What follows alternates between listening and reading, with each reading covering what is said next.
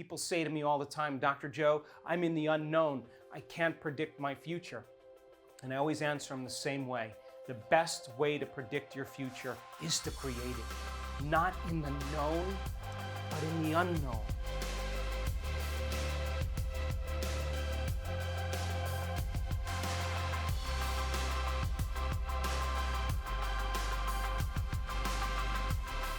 So how many people in this audience believe in the idea that the way you think has some effect on your life?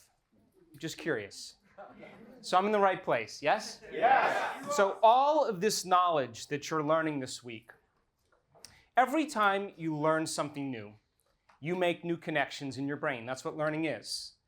And the Nobel Prize laureate Kandel in the year 2000 found that when people learn just one bit of information, they doubled the number of connections in their brain from 1,300 connections to 2,600 connections.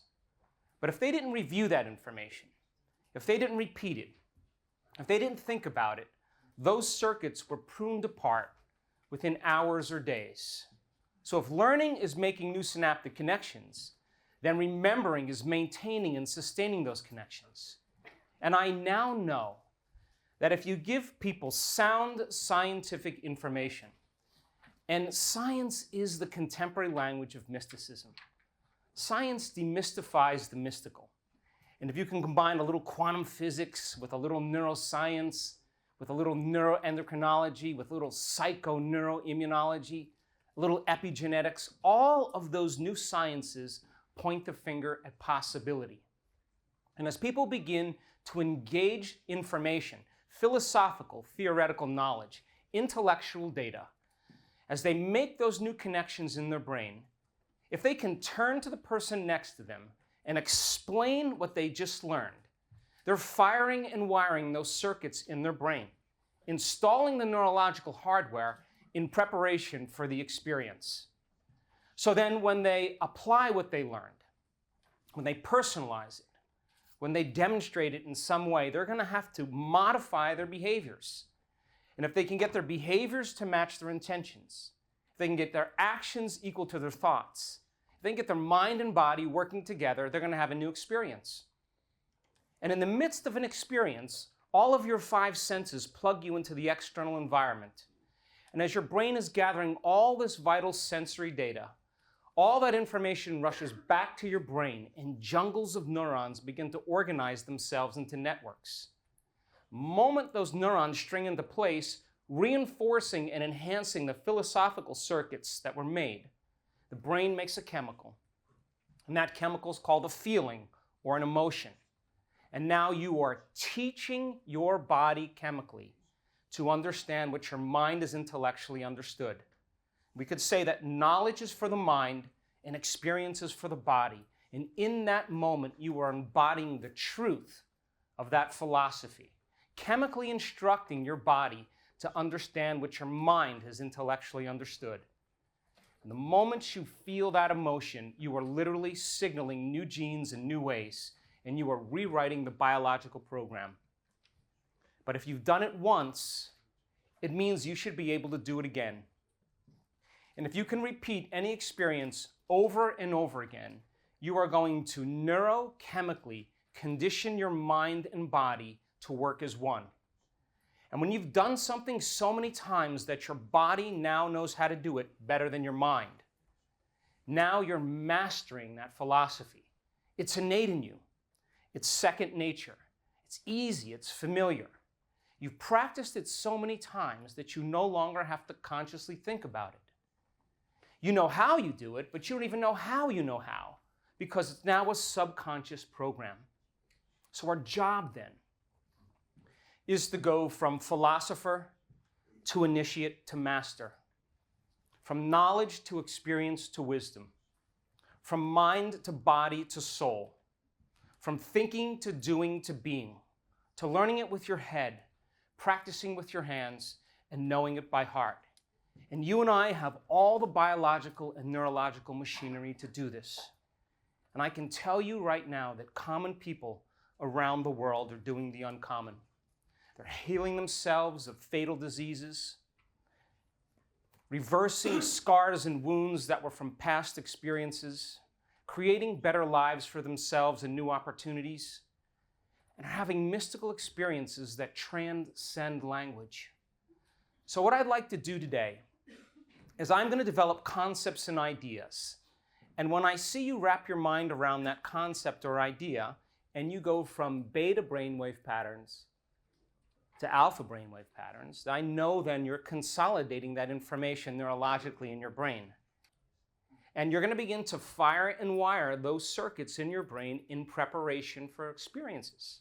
You're going to begin to install the neurological hardware in your brain so that in your future, you can access those circuits to do something differently. How many people understand? So then if we set up the conditions in the environment and you get your behaviors to match your intentions, there should be some type of transformation in some way. And then when you walk back into your life, then your biology will be greater than the conditions in your life. So then, how many people here believe in the idea that your thoughts have something to do with your destiny? You do? Well, you think 60 to 70,000 thoughts in one day. Out of those 60 to 70,000 thoughts that you think in one day, 90% of those thoughts are the same thoughts as the day before. So if you believe that your thoughts have something to do with your destiny and 90% of your thoughts are the same thoughts as the day before, then your life should stay the same. Yes or no? Yes. The same choices are going to lead to the same behaviors. Yes or no? Yes. The same behaviors are going to create the same experiences. Yes or no? Yes. Same experiences are going to produce the same emotions. Yes or no? Yes. And those same emotions are going to drive your very same thoughts. And your biology, your neurocircuitry, your neurochemistry, your hormones, and even your genetic expression will stay the same. And there's a principle in neuroscience that says that nerve cells that fire together wire together. So if you keep thinking the same thoughts, making the same choices, demonstrating the same behaviors, creating the exact same experiences that stamp the same networks of neurons into the same patterns, all for the familiar feeling called you, and you do that over and over again, I don't know, let's be conservative, 25 years, would you agree that you will begin to hardwire your brain into a very finite signature? Yes. And that finite signature is called your identity, your personality. It's the box of the brain, the most commonly fired, neurologically wired set of thoughts, behaviors, and emotions that's acquired through frequent repetition. So then, how you think, how you act, and how you feel is called your personality. And your personality creates your personal reality. That's it. So the present personality who's sitting here today, called you, has created the present personal reality called your life. Yes or no? Yes. Yes. So then if you wanted to create a new personal reality, a new life, you would have to change your personality. Yes or no? Yes. Which means you're going to have to start thinking about what you've been thinking about and change it. Yes or no? Yes. You are going to have to become conscious of your unconscious habits and behaviors and become so aware of them that you don't go unconscious again. Yes or no? Yes. And then you're going to have to look at those emotions that keep you anchored to the past and decide, do these emotions belong in my future? Yes or no? Yes.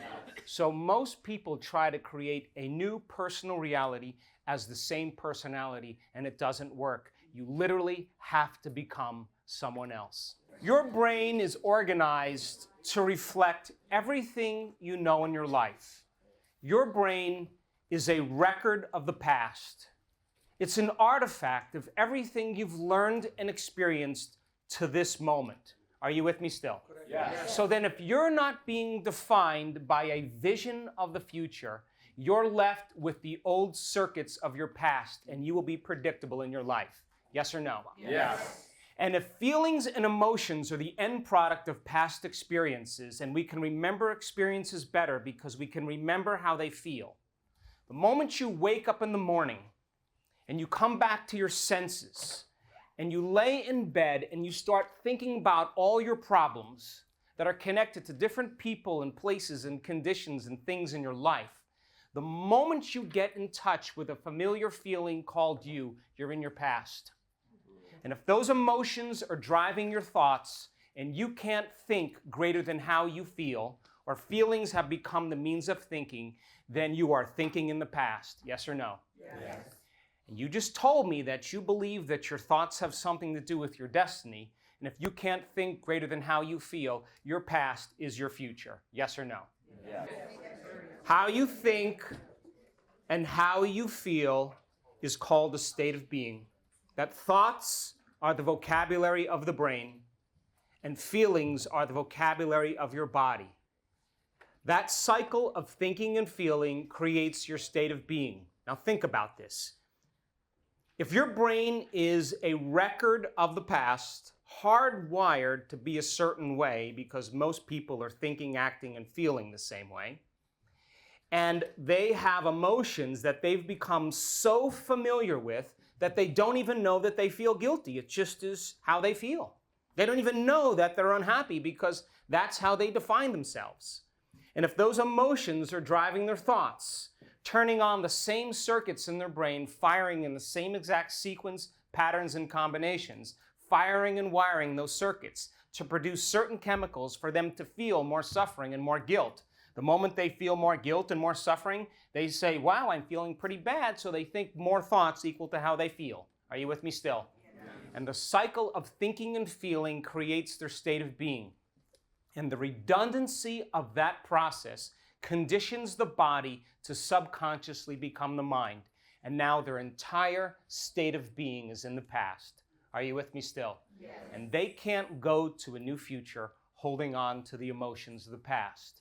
Now, your body is your unconscious mind, and it does not know the difference between an experience in your life that creates an emotion that you are creating by thought alone. So the body is believing it's in the same past experience 24 hours a day, 7 days a week, 365 days a year.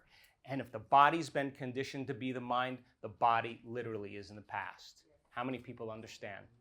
So then to change then would mean then you'd have to be greater than your body. Yes or no?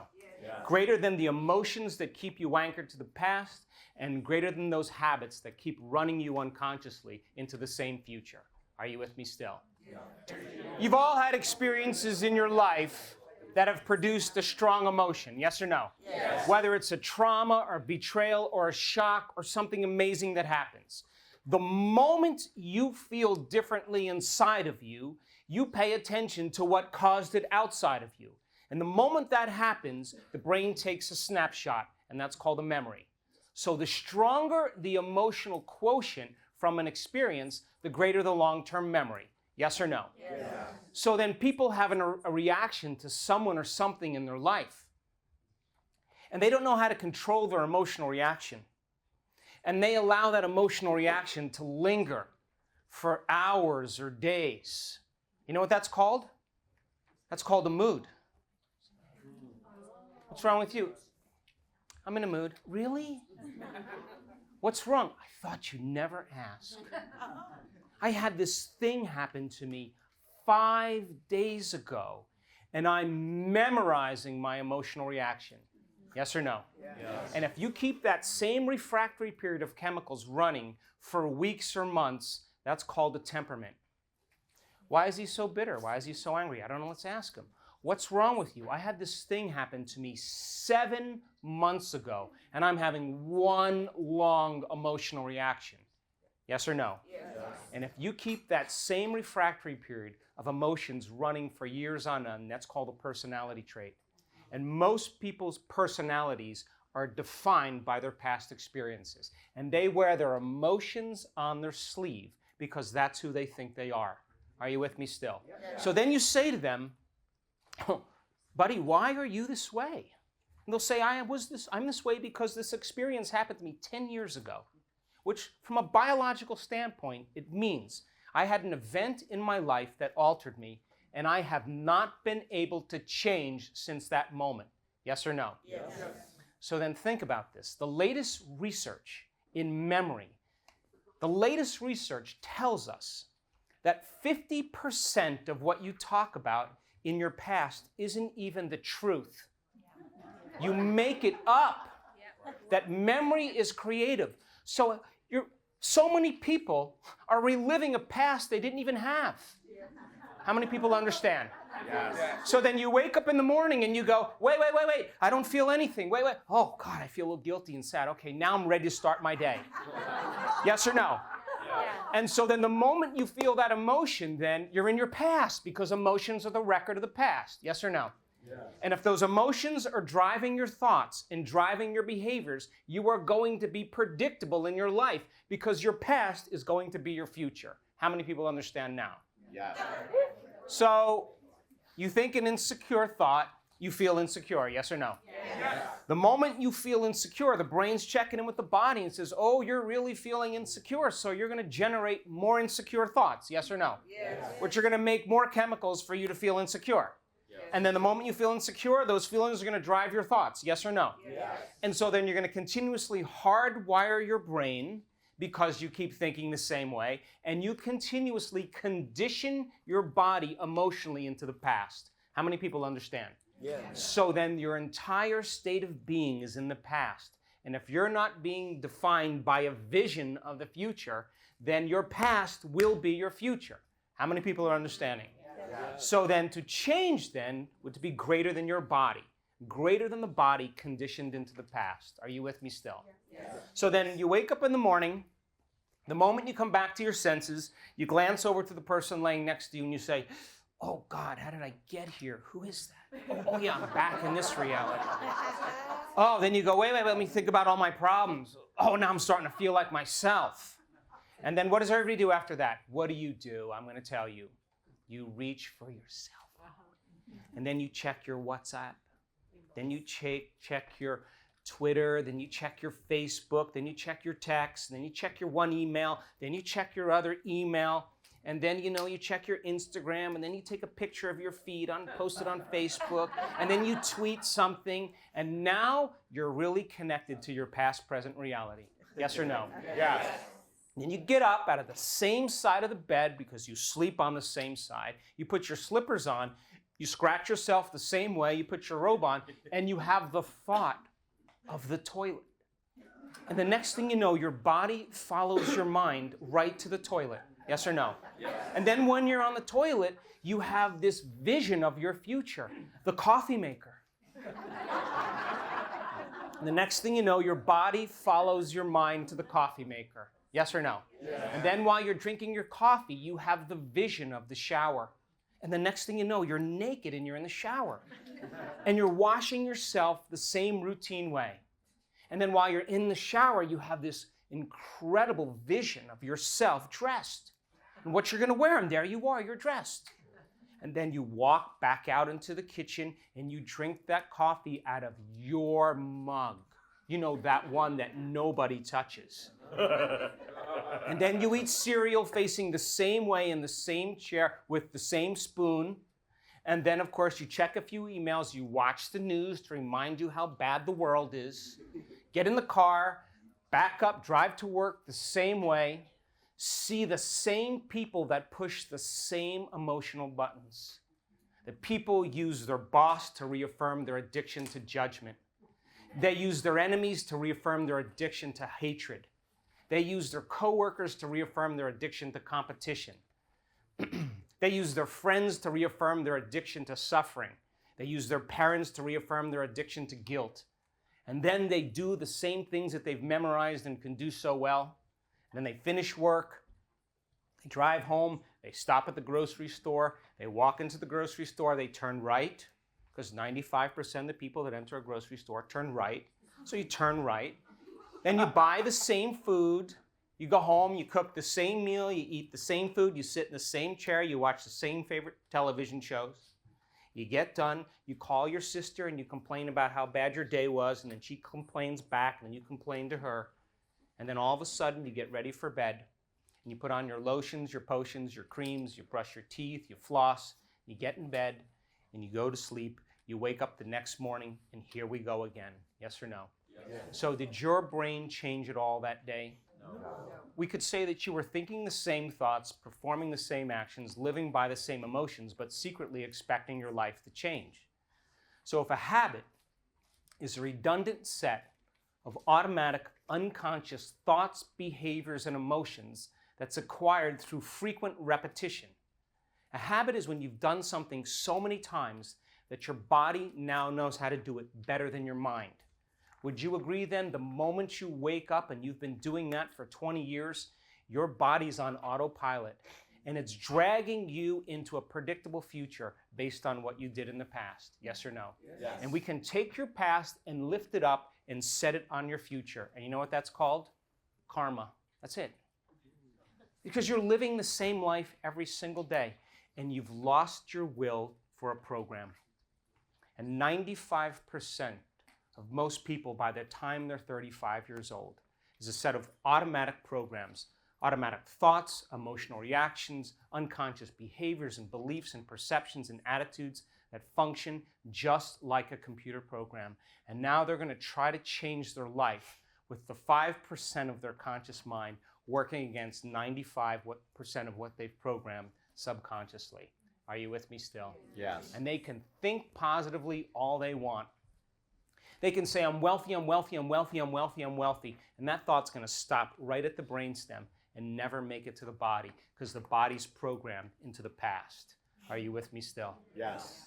So then, if you're not being defined by a vision of the future, the moment you wake up in the morning and you see the same people and you go to the same places and you do the exact same thing at the exact same time every single day, it's no longer that your personality is creating your personal reality. Now your personal reality is creating your personality because it's your environment that's causing you to think and feel equal to everything that you know. Come on, are you with me? Yes. And as long as you're thinking and feeling equal to everything that you know, you keep creating more of the same. How many people understand? Yes. So every single person in your life, every single thing, every single object, every single place has a neurological network in your brain that's mapped because you've experienced them, yes or no? Yes. So the moment you see your boss, the moment you see your partner, the moment you're in your house, the moment you're driving your car, the moment you're reacting to someone or something, the moment you see that person, it's your external environment that's turning on different circuits in your brain, causing you to think equal to everything that you know. So then as long as you're thinking equal to everything that you know, you keep creating more of the same, yes or no? Yes. So then to change, to truly change, is to be greater than your environment, to be greater than the circumstances in your life, to be greater than the conditions in your world. And every great person in history understood this. So then the moment you are being defined by a vision of the future, and that vision is greater than the conditions in your environment, then you would have to agree with me, you're no longer in your past, and you're being greater than the conditions in your environment. Yes or no? Yes. So then, if you're not being defined by a vision of the future, and what does it take to be defined by a vision of the future? Number one, a clear intention. Come on, you've all done this already. How many people in this audience got a wild idea? You asked yourself, what would it be like to be wealthy, to be healthy, to be free, to be in a new relationship? The moment you asked that frontal lobe question, all of a sudden the creative center of the brain turned on. And this is what you did. You said, oh my God, let me just be open to an answer. And the frontal lobe has connections to all other parts of the brain. And like a great symphony leader, it begins to call up different networks of neurons that are already mapped in your brain from the things you've learned and things you've experienced in your life. And it seamlessly pieces them together and you get a vision. And that's called intention. You're selecting a new potential in the quantum field that you haven't experienced yet. Yes or no? Yes. And to the passionate person, the moment they have that vision, the thought becomes the experience. And the end product of an experience is an emotion. And they start to feel the emotions of their future before it's happened. Are you with me still? Yes. And the moment you feel that emotion, you're raising your energy and your body is getting a sampling, a taste of the future. And when you combine a clear intention with an elevated emotion, you just changed your state of being from living in your past present reality to living in your future present reality. Yes or no? Yes. But that's the beginning. Because everybody in this audience sat down and said, okay, what choices do I have to make? Let me review them in my mind. Yes or no? Yes. Then you said, what behaviors do I have to demonstrate? What are the things that I have to do? And you reviewed those, yes or no? Yes. What goals do I want to accomplish? What experiences await for me? And as you began to write those goals and experiences down, you started to feel more elevated, yes or no? Yes. And then you did something really brilliantly. You wrote down the thoughts that you no longer wanted to think, and you became conscious of those unconscious thoughts that said, I can't, it's too hard, I'll never do it, it didn't work in the past, I'll start tomorrow, I don't feel like it. And you became so conscious of those unconscious thoughts, they would never slip by your awareness unchecked, yes or no? Yes. Then you said, what choices do I have to stay away from? And you began to become conscious of those unconscious choices you've been making all day, and you became so conscious of them that you wouldn't go unconscious again. And then you said, what behaviors and things that I'm going to stay away from and change, and you reviewed them. What experiences do I know that I have to stay away from in my environment, and what emotions will bring me to a lower denominator? And every day you reviewed who you no longer wanted to be and who you did want to be. And over again, you kept doing it. And you know what you did? You gave up your social engagements. You may not have slept in. You might have been a little bit more passionate because you were putting your attention and your energy in the future instead of in the past. Yes or no? Yes. And over you did that, and all of a sudden, you started getting signals in your world. Little synchronicities, little coincidences, little signs that your environment was reflecting back to you that you were on the right path. And then there came a moment where you knew it was going to happen. And you took your foot off the gas. And the moment you did that, you wanted the experience to come to you, and it was no longer about the material thing you created or the wealth. It was the fact that you were able to do it. Yes or no? Yes. And the moment that experience came, you felt the emotion and you felt more whole. And you were more giving and more loving and more caring and more present and more forgiving in your life because you felt better about yourself. Yes or no? Yes. So now, here's my question. Think of a time in your life where you were being defined by a vision of the future, you saw it, and it didn't happen. What happened then? You got a clear intention, you got inspired, you felt the elevated emotion, you were in a whole new state of being. And then you know what happened? I'll tell you. You got busy. You didn't have enough time for it. You know, you had people to see and places to go and things to do and parties and dinners. And you got distracted by your external environment. Or you just didn't feel like it one day because you were tired, or you had a headache, or you had a fight with somebody 3 days ago. And all of that means then is that it was your body, your environment, and time that talked you out of that future. And the moment you shrunk back into mediocrity, you found people in your life that did the same, and people use each other to reaffirm their addiction to suffering and victimization. We call that normal. Yes or no? Yes. So the hardest part about change is not making the same choice as you did the day before. And here's the old self, and here's the new self, and you got to cross a river. And the moment you decide to make a different choice, get ready, because it's going to feel uncomfortable.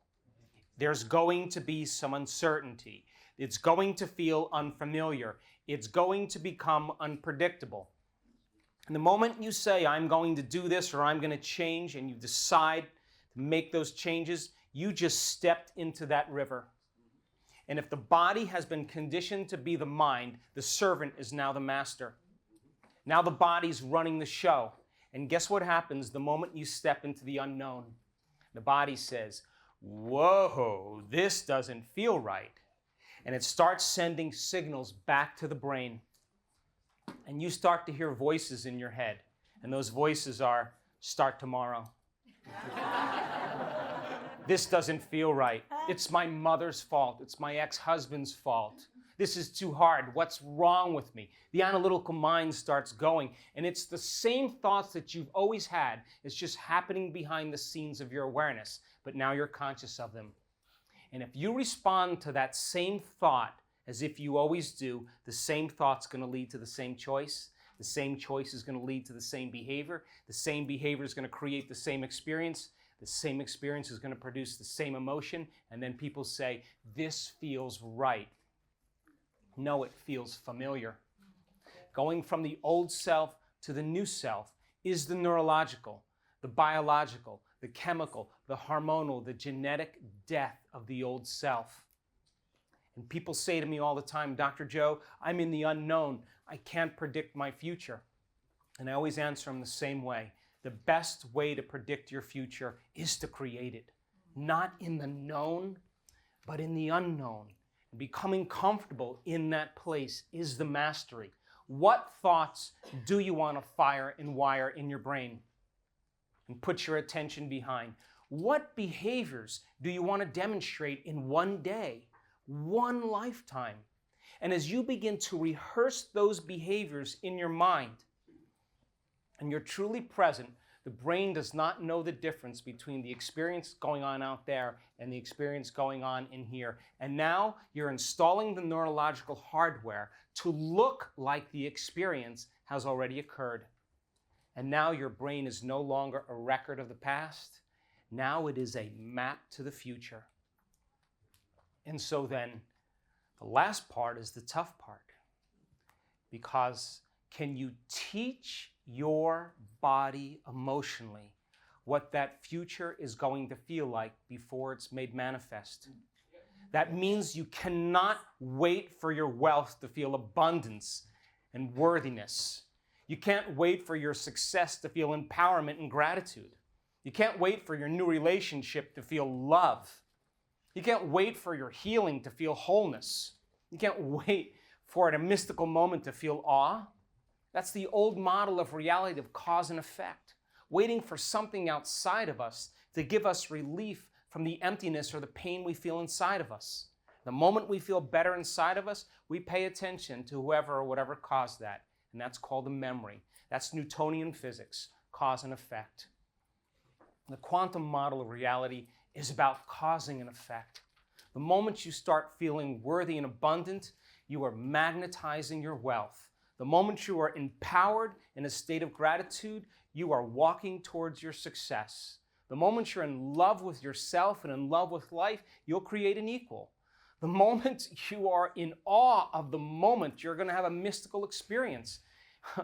And the moment you feel whole and complete is when your healing begins, and that's causing an effect. And there isn't a person in this room that's so special to be excluded from that equation. How many people understand? Can you believe in a future that you can't see or experience with your senses yet, but you've thought about enough times in your mind that your brain is literally changed to look like the event has already occurred? Yes. Is that possible? Latest research in neuroplasticity and neuroscience says you can change your brain just by thinking. And can you fall in love with a future potential in the quantum field? And how many potentials exist in the quantum field? A few? Infinite? Yes. And can you begin to emotionally embrace that future reality before it's made manifest to such a degree that your body, as the unconscious mind, begins to believe it's living in that future reality in the present moment, and you're signaling new genes in new ways to change your body to look like the experience has already occurred? Is that possible? Yes. Latest research in epigenetics says it's absolutely possible. Now think about this. There's physical evidence in your brain and body to look like the experience has already happened. Now your brain and body are no longer living in the past present reality. They're living in a future present reality. Yes or no? Yes. And so then, if there's physical evidence in your brain and body to look like the experience has already occurred, you get to relax. Because the experience is going to find you.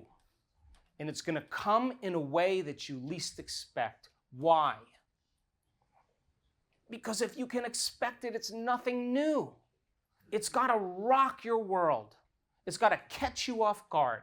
It has to leave no doubt that what you did inside of you produced some effect outside of you.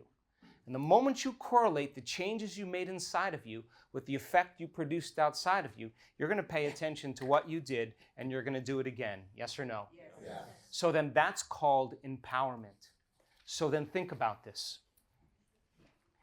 Would you agree then that if the environment controls most people's thoughts and feelings, if most people are thinking and feeling in the same way they condition their body to become the mind, and if they're on a program living in a predictable future based on what they did in the past and they're never in the present moment, and I assert when you're not in the present moment, you're running a program. Would you agree then it might be a good idea for you when you're defining yourself as a vision of the future that you sit down and close your eyes and disconnect from your external environment? Yes or no? Yes. Play some soft music in the background, plug your ears so there's less sensory information coming into your brain. Yes or no? Yes. Sit your body down and make it stay right there. I'll let you know when it's time to get up. And would you agree then if you're not smelling anything or tasting anything or eating anything and you're not experiencing anything in your environment and feeling, then all of a sudden your inner world is going to start to become more real than your outer world. Yes or no? Yes. And if you can surrender your body into the present moment, then you would have to agree then you are defining your life by thought alone, and it's no longer your outer environment controlling how you think and feel. Now you're changing your inner environment to be greater than your outer environment, your body and time. How many people understand? And that's what we use in the model of change, and it's called meditation. So then imagine the word meditation literally means to become familiar with. That's what it means.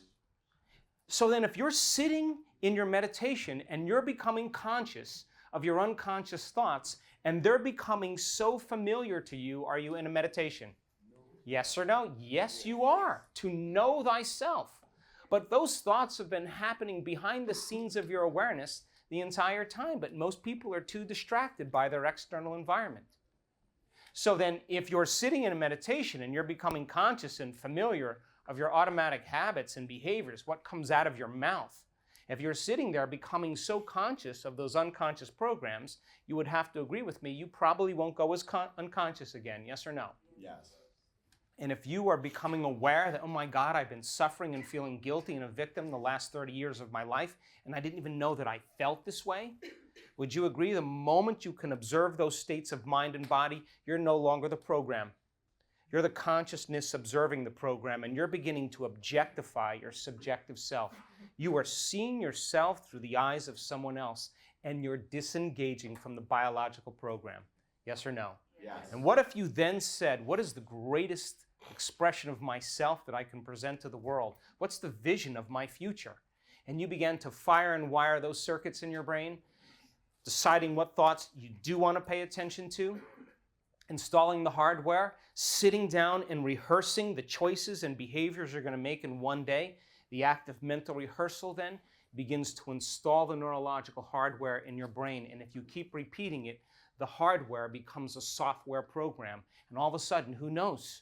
You may think like an unlimited person. You may act like an abundant person because you installed the circuits, did you not? Yes. You primed your brain for the future. And if you kept doing that over and over again, will it begin to become familiar to you? Yes or no? Yes. And if every day you were cultivating an elevated emotion and teaching your body what your future would feel like ahead of the actual experience, if you kept doing that over and over again, will it become familiar to you? Yes. And if you were trading suffering for freedom, pain for joy, and you kept creating those emotions, it would get easier for you to feel that way, yes or no? Yes. And if how you think and how you feel creates your state of being, when you got up from your meditation and you were able to maintain that modified state of mind and body your entire day, get ready. Because something unusual is going to happen in your life. It's the law. And it will come in a way that you have never anticipated or expected. Because if you can anticipate it, predict it, or expect it, it's nothing new. It's the unknown. And when the experience comes and surprises you, and you feel the energy and the emotion from that experience, It's going to inspire you to want to create again. Yes or no? Yes. And you will look back at your entire past when that experience falls out of the sky, and you won't want to change one thing in your past because it brought you to the present moment. And that's the moment the past no longer exists. How many people understand? They did an experiment where they took a group of healers and expert prayers, and prayer and healing is a skill. The more you practice it, the better you get at it. Yes or no? Yes. So then they set these 3 vials of DNA right in front of these expert healers and prayers. And they said to these people, now there's DNA in these vials, and what we want you to do with your mind, with your intent, is we want you to see this DNA wind and unwind in your mind, and keep having the intent to see the DNA wind and unwind. So they practiced it over and over again, over and over again, over and over again. When they checked the DNA, guess what happened? Nothing. Intention did nothing to change the DNA. So then they said, okay, what we want you to do now is we want you to create an elevated emotion like compassion, loving kindness, freedom, joy, gratitude. And we want you to just radiate this energy beyond your body and just keep doing it. We want to see if it will affect the DNA. They did it over and over and over again, sustaining that elevated state. When they checked the DNA, guess what happened? Nothing. An elevated emotion did nothing to change the DNA. But when they said to them, we want you to see the DNA unwind and then get in touch with the feeling of how it would feel if it actually unwound ahead of the experience. Are you with me still? Yes. 25% of the DNA unwound. You see, the thoughts that you think are the electrical charge in the quantum field. And the feelings that you emote are the magnetic charge in the quantum field. And how you think and how you feel broadcasts an electromagnetic signature that influences every single atom in your life. The thought sends the signal out, and the feeling draws the event back to you. So then the question is, what are you broadcasting on a moment-to-moment basis in your life? Because if you're walking around in lack or suffering, you're saying into the unified field, oh, infinite universal intelligence, giver of life, I am broadcasting suffering into the field. Bring me an experience of suffering, but bring it in a way that I least expect, that surprises me and leaves no doubt that it's come from you, so I can suffer a little bit more. Yes or no? So we are not punished for our sins. We are punished by our sins. And sin is an attitude. And an attitude is how you think and feel. How many people are with me? Think about this. Most people, then, their entire state of being is in their past, and their energy is in the past. Yes or no? Yes. So then if where you place your attention is where you place your energy, and you have all of your attention on your emotions that keep you anchored to the past, then all of your energy's in the past. Yes or no?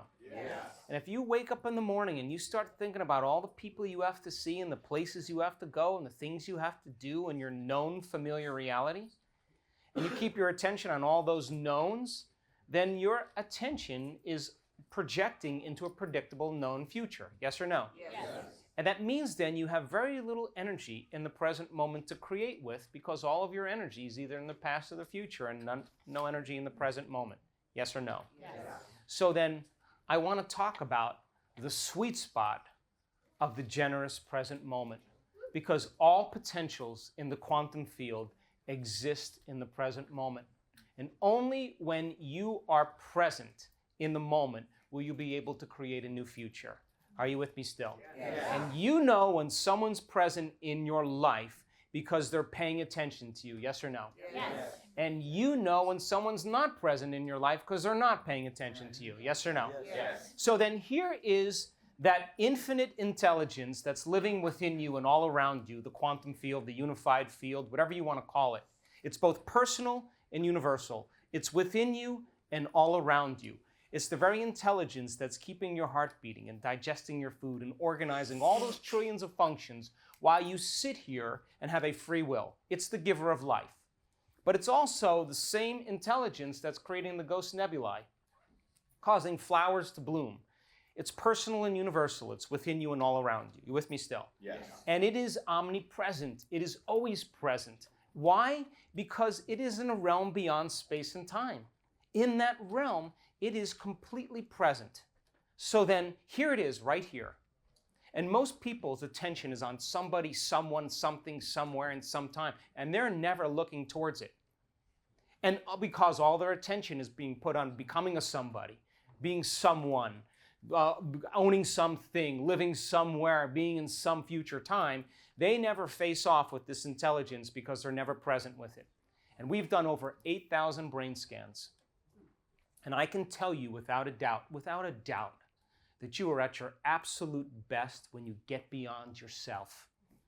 That the moment a person goes from a somebody to a nobody, from a someone to a no one, from something to nothing, from somewhere to nowhere, from some time to no time, that's the moment they take their attention off their outer world and they line up in the present moment, their pure consciousness.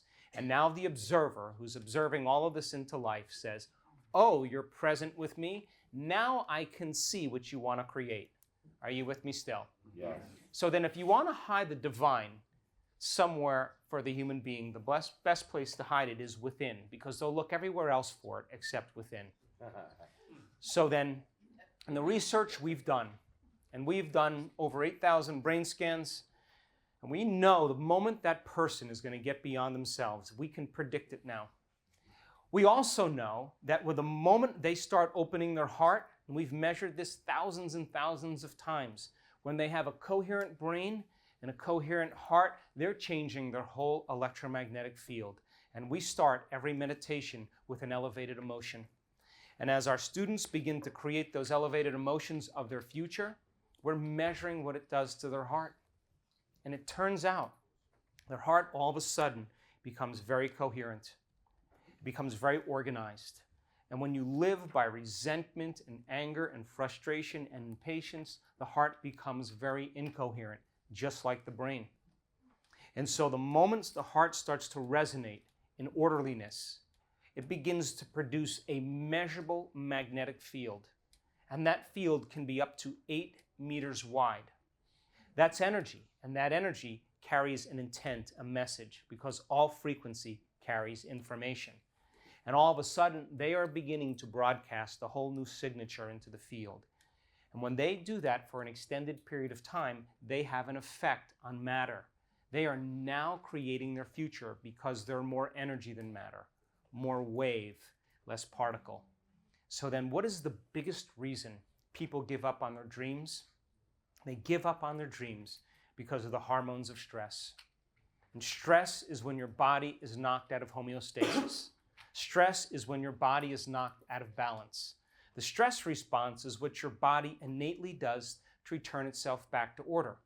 So then, if a deer is in the woods and it notices a pack of coyotes, the moment the deer perceives the threat in its external environment, it mobilizes enormous amounts of energy and resources to take care of its body and its environment. Yes or no? Yes. So the moment it taps those vital resources, it begins to produce a rush of adrenaline and chemistry to begin to cause it to run, fight, or hide. Yes or no? Yes. The sympathetic nervous system switches on, the pupils dilate, salivary juices shut off, digestive enzymes shut off, heart rate increases, respiratory rate increases, blood is sent to the extremities, glucose is mobilized, and now the body is tapping its vital resources in its environment. Yes or no? Yes. And that's very adaptive for the short term, because if a deer outruns the coyotes, it goes back to grazing 15 minutes later and returns back to balance. Are you with me still? Yes. Now, human beings have those same exact mechanisms. But what if it's not a predator? What if it's your coworker sitting right in the cubicle next to you who you've had some tough experiences in the past with? Would you agree then? Some people turn on that stress response all day long. And if you turn on that stress response and you can't turn it off, now you're headed for disease. Because no organism can live in emergency mode for an extended period of time. Are you with me still? Yes. Now, those hormones of stress are very addictive. The body gets a rush of adrenaline, a rush of energy, and the brain becomes aroused. And people become addicted to the emotions of stress, to anger, aggression, hatred, fear, anxiety, worry, guilt, shame, suffering, unworthiness. They're all created from the hormones of stress. So then people begin to use the problems and conditions in their life to reaffirm their addiction to some emotion. They need the bad job. They need the poor relationship. They need difficult circumstances in their life because it makes them feel something. Are you still with me? Yes. So if the hormones of stress are highly addictive and people use the conditions in their environment to reaffirm their addiction to those emotions, is it possible they become addicted to the life they don't even like? Yes or no? Yes. And listen to this. We can turn on the stress response just by thought alone because of the size of our brain. In other words, out of the infinite potentials in the quantum field, people will select the worst case scenario when they're living in survival. Are you with me still? So then the moment they select that worst case scenario in their future and they begin to emotionally embrace it, their body's believing it's living in that future reality, and they're knocking their brain and body out of physiological balance just by thought alone. Yes or no? Yes. Or they unfold a past bitter memory that's tattooed in the recesses of their gray matter, and like magic, they bring it to life, and they keep sending the same chemical signals to their body, and their body's literally in the past. Yes or no? Yes. So then if you can turn on the stress response just by thought alone, and the hormones of stress are highly addictive, is it possible that people become addicted to their own thoughts? Yes. Yes or no? So then it's a scientific fact that the long-term effects of the hormones of stress downregulate genes and create disease. So then if we can turn on the stress response just by thought alone, and those chemicals of stress push the genetic buttons that create disease, then is it possible that your thoughts can make you sick? Yes. So then if your thoughts could make you sick, is it possible that your thoughts could make you well? Yes. So then when you and I react to some condition in our external environment, we draw from this invisible field of vital energy surrounding our body, and we turn it into chemistry, and the field around the body begins to shrink. Now we become more matter, then less energy, more particle, and less wave. And the moment you feel more like matter, every single time, people will always try to control, predict, and force outcomes in their life and fight for results because they are matter trying to change matter. Are you with me still? Yeah. And the very chemicals of stress heighten our senses and we become materialists in our world. In other words, if we can't see it, we can't smell it, we can't taste it, we can't feel it, we can't hear it, it doesn't exist. And because people spend 70% of the time living in survival, it makes sense then that they're always focusing on matter. They're narrowing their focus on the particle in quantum physics, and they're never paying attention to the wave of possibility. Are you with me still? Yes. So under the hormones of stress then, we try to control everything in our life, and every single person, every single problem, every single thing, every single place has a neurological network in our brain. And when the brain becomes aroused, we shift our attention from one person to one thing, to one problem, to one place. And we do that, we keep activating these circuits. And if you keep doing that for an extended period of time, like a lightning storm, the brain begins to function incoherently. And when the brain functions incoherently, we function incoherently. And when the brain isn't working right, we're not working right. Are you with me still? Yes. And people then switch their brain on in emergency mode, and now they can't switch it off. And no new information can enter the nervous system that isn't equal to the emotion that they're experiencing. Why? Because if you're being chased by Mr. Big, it's not a time to learn. It's not a time to sit down and go within and create. It's not a time to open your heart and trust in the unknown. It's not a time to communicate. It's a time to run, fight, and hide. And people spend the majority of their life that way. How many people are understanding? Yes. So then, listen, we live in a realm, this three-dimensional reality, where there's infinite space. How big is space in this three-dimensional reality? It goes on forever, yes? It's eternal. So then we experience time by moving through space. So if I'm going to work from here to the wall, it's going to take me a certain amount of time to get there, yes or no? Yes. So then if people are living as materialists, defined by their body in space and time, in their environment and time, then it makes sense then they will reach their goals. Yeah, they'll get that mansion, but it'll take them 30 years to pay it off. It's going to take some time. Yeah, they'll get the new relationship, but they're going to have to go on Match.com and look at body parts over and over again and go on a lot of dates and finally find the right person. And then, of course, then they'll have the dream to buy the house, but then they got to get the right job. So then they got to put in their resumes and go on a lot of different interviews to settle for the job they don't even like. And all of it's going to take time. And at the end of 30 years, they'll pay it off, but they'll be too tired to enjoy it because it takes time in this three-dimensional reality. Are you with me still? Yes.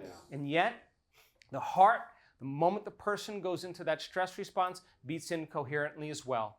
And all of a sudden, the brain and heart are out of rhythm.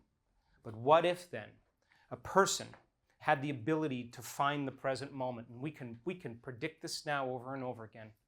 And all of a sudden, instead of thinking about the predictable future or remembering the familiar past, they labored for the present moment. And what if then, instead of narrowing their focus on the problem, on the threat in their external environment, you taught them how to take their attention off of matter, off of objects and people and places and things, and find the generous present moment and go from a somebody to a nobody, from someone to no one, from something to nothing, from somewhere to nowhere, from sometime to nowhere. That would be the moment that they would begin to disinvest their energy out of this three-dimensional reality. And all of a sudden now, they become pure consciousness. And as they begin to move through the eye of the needle and become nobody, no one, no thing, nowhere, and no time, if they keep surrendering into that unified field, they'll go from a somebody to nobody to the consciousness of everybody. From the consciousness of someone to the consciousness of no one to the consciousness of everyone. From the consciousness of something to the consciousness of nothing to the consciousness of everything. From the consciousness of some time to the consciousness of no time to the consciousness of every time. The consciousness of somewhere to nowhere to everywhere. Isn't that the quantum field, the unified field? Come on, are you with me? Yes. The quantum field is an invisible field of information that exists beyond space and time. And when we create from that place, we no longer have to go anywhere to get it. In fact, when there's a vibrational match between your energy and some potential in the quantum field, you will collapse time and you will draw the experience to you. Because Einstein said, the field is the sole governing agency of the particle, that energy affects matter. Are you with me still?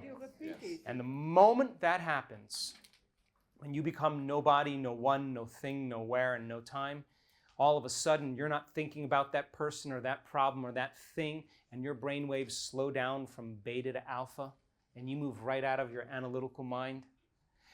All of a sudden, different compartments of the brain that were once subdivided, if you're no longer thinking about those things, all of a sudden they start to synchronize. They start to unify. They start to integrate. The front of the brain starts talking to the back of the brain. The right side of the brain starts talking to the left side of the brain. And what syncs in the brain links in the brain. And all of a sudden, the brain starts moving into this psychic union. We've seen it over and over again. And the moment those two halves of the brain come together, the union of polarity, the union of duality, the union of opposites or separation is called wholeness and love. Are you with me still? Yes. At the same exact time, all of a sudden the heart starts going into coherence and it starts to produce a measurable magnetic field. Now they're no longer drawing from the field, they're contributing to the field. And that field begins to expand. That energy is a frequency, and that frequency carries information. And now they lay their intent on that energy, and they're broadcasting a whole new signature into the field. Are you with me still? Yes. And watch, we see people sitting in their meditation, and all of a sudden we start to see their brain going into that pattern. And we just say to the neuroscientists that come and study our work, she's going to pop. What do you mean? She's going to pop. Just watch. And all of a sudden, when that brain goes into that kind of coherence, and all of a sudden she feels so whole and so complete and so in love with life that it's impossible to want. How can you want when you're whole? And in that moment, the heart gets super coherent, and I can walk around and look at that person, and there are tears of joy rolling down her face. She is connected to the unified field, and that field is intelligent love and loving intelligence. And if you run right into it and you merge with it, when you come back to your senses, you take a piece of it with you. You become more willful. It has an amazing will. You become more mindful. It has an infinite mind. You become more conscious. It is an infinite consciousness. You become more giving. It's a giver of life. You become more loving. It's a loving intelligence. Its nature becomes your nature. Its mind becomes your mind. And all of a sudden now, you don't have to do anything because it is your state of being.